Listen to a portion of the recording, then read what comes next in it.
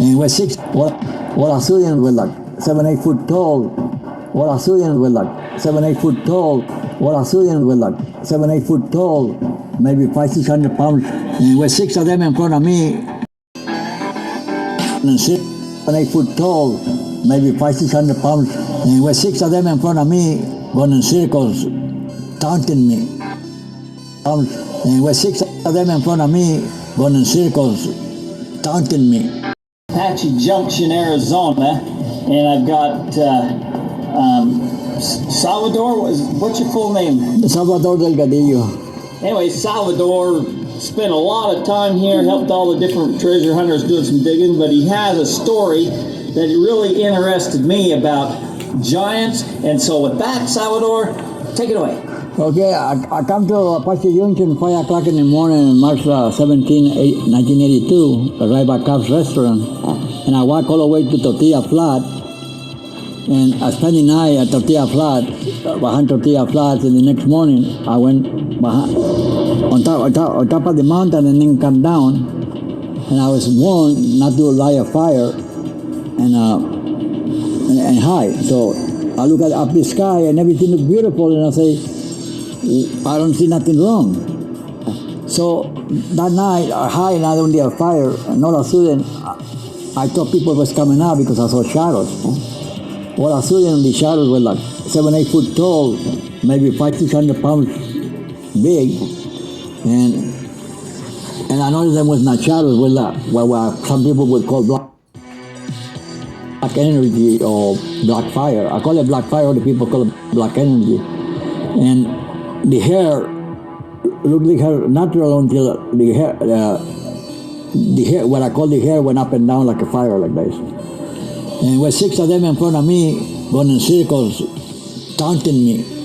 And I thought it was only six until I felt somebody thumping top of my rock where I was hiding 3 times to let me know that I was there. I wake all night praying to God that I see the light, because I knew once the light show up, they would go away. So that night I was asleep, and the next morning I went looking for footprints. And at night time they looked like they walked, but when I was looking for footprints, there was no footprints. So I take over there and follow the Lower La Vache back, and I wound up in a mountain I don't know the name about, but today it's called Bluffett Spring. And when I was there, I heard what I thought was Mexican speaking broken English and broken Spanish, saying that they bury a white man in the Sandy Watch. And I'm saying to myself, well, if they bury him, what is going to happen to me?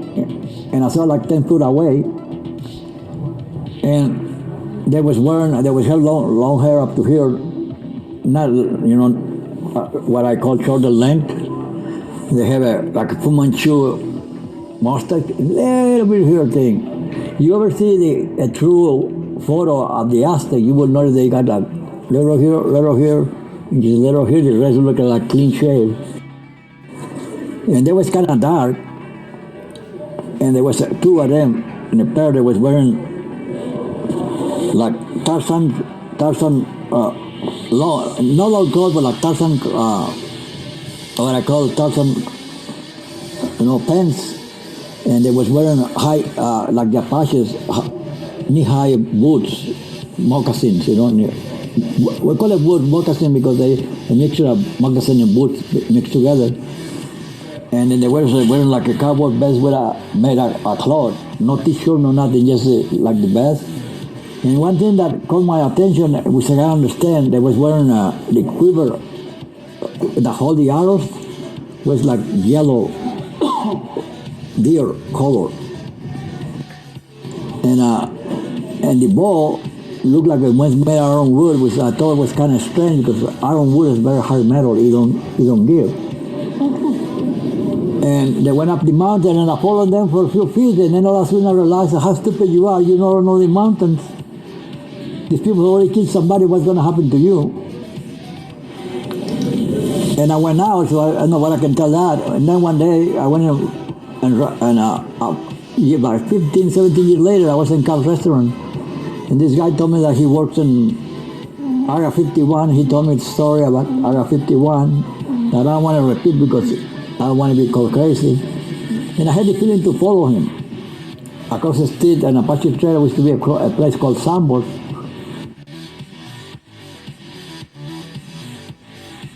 And today he called Vilachin. And he was talking to the same people that I met 17 years before. They were wearing the same clothes and looked like they won each one day. Really?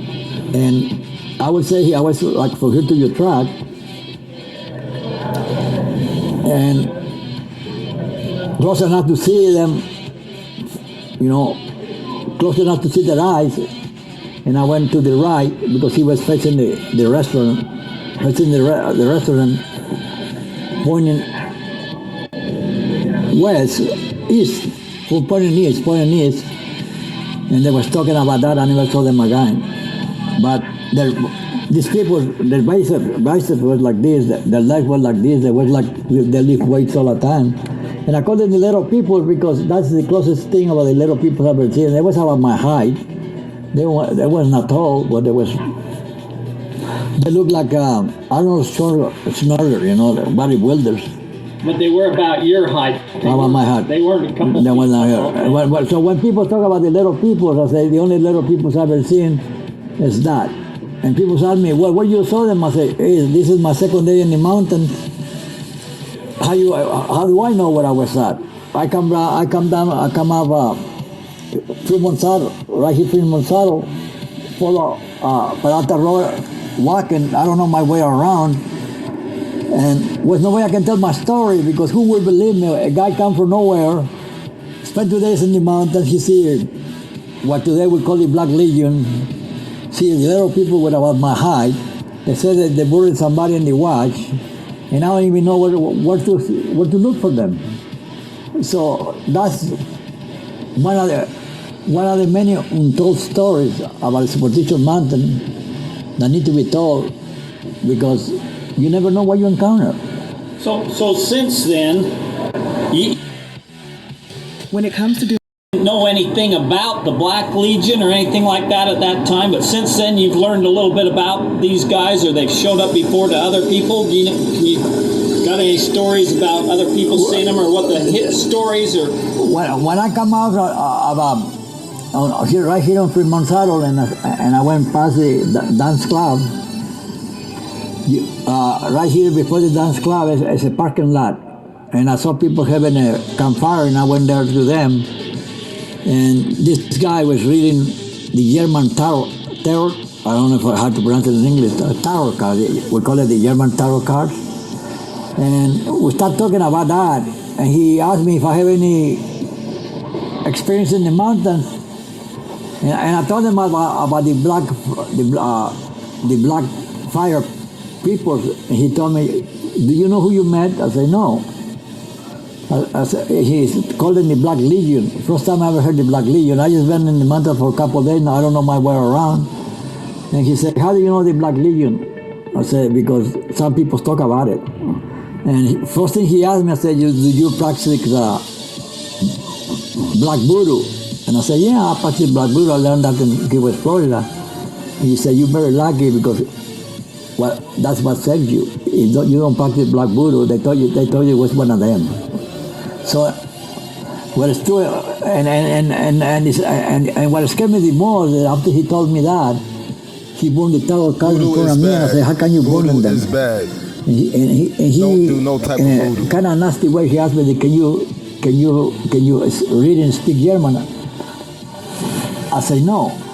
He said, I read and speak German, and I read the German tarot card." And he kind of led me to believe that he would never want to read them again. That like I was assigned to stop doing it for whatever reason. But he scared me the most, Black Legion, and I don't know what the Black Legion was all about. I know that I call them Black Fire people. And he won the German cars, and for a person to, on my way of life, to burn it tarot cards, they're like saying, "I don't want to practice whatever I practice no more." That scared me the most.